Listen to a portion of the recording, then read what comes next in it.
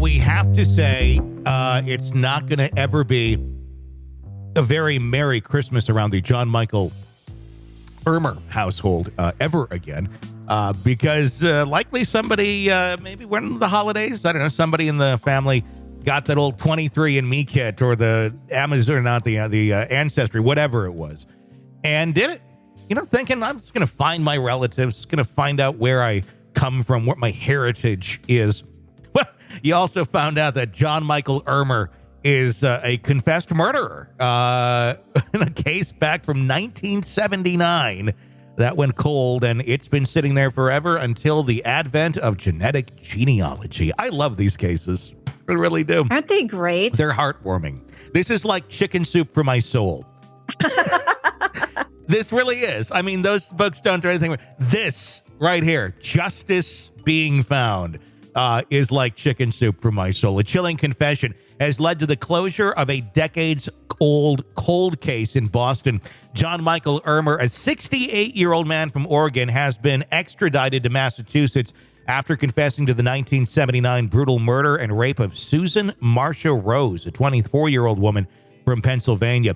District Attorney Kevin Hayden announced that Irmer is expected to be arraigned in Boston Municipal Court Central Division this coming Monday. The startling revelation came when Irmer voluntarily walked into the Portland FBI field office last month, confessing to a crime that had gone unresolved for nearly 44 years. According to Irmer's confession, he met a woman with red hair, now identified as Susan Marcia Rose, at a skating rink in Boston around Halloween of 1979.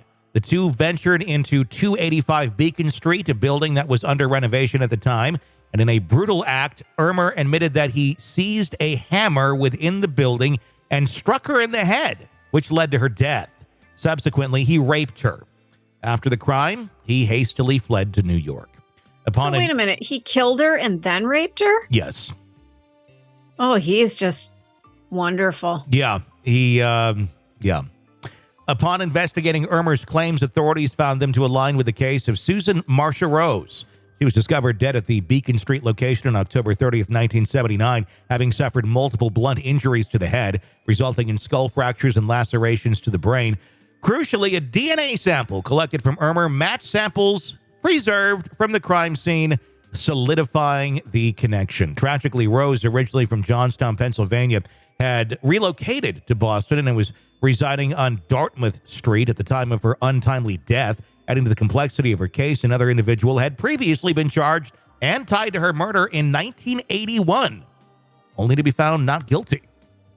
In an emotional statement, District Attorney Kevin Hayden remarked, nearly 44 years after losing her at such a young age, the family and friends of Susan Marcia Rose will finally have some answers. This was a brutal, ice-blooded murder made worse by the fact that a person who charged and tried, unfortunately, was found not guilty, while the real murderer remains silent until now. No matter how cold cases get resolved, it's always the answers that are important for those who have lived with grief and loss and so many agonizing questions. Boston police have also confirmed that there was a standing warrant for Irmer's arrest from Boston Municipal Court. He made his first appearance in court on Monday, September 11th, for his arraignment. As reported by Boston.com, during the hearing, a startling twist occurred when Irmer allegedly confessed to another murder in a different state. Oh, come on. Following these revelations, he was ordered to be held without bail. Did it just catch up to him at some point? Did he just finally go, at 68, I just can't take it anymore? That's what it sounds like, because I'm wondering why now? I mean, yes, they have DNA evidence, but he just decides to go ambling into a police department and go, hey, guess what I did? I don't know. That's an interesting question. It also begs the question of, there was already a standing warrant for him when he turned himself in a different state than he resided in. So that leads one to guess that they had an idea who this person was, but had no cause, or there was cause, but didn't seek any extradition earlier on this individual, or, probably even know where he was, quite honestly. Wow.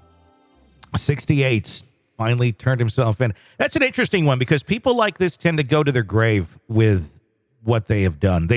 He's gone all these years now. This is 1979. This is before I was born that this crime took place. And he's lived with it this time. Why now? That's different than what we see in most. Most of these folks, they don't have that. They don't have the capacity to go, I finally feel guilty. I want to turn myself in. I do wonder what this was.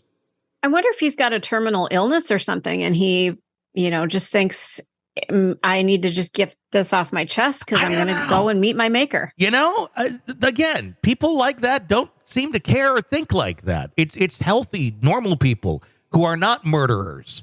When they try to contemplate this idea, would think, well, I'll feel guilty and horrible, and I'm going to get this, But murderers, not so much, unless he really, he's not as narcissistic or psychopathic as others.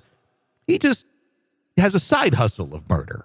I don't know, but if he's murdered more than one person, and he's confessing to another, I don't know. I do have to wonder if there's more than just the two.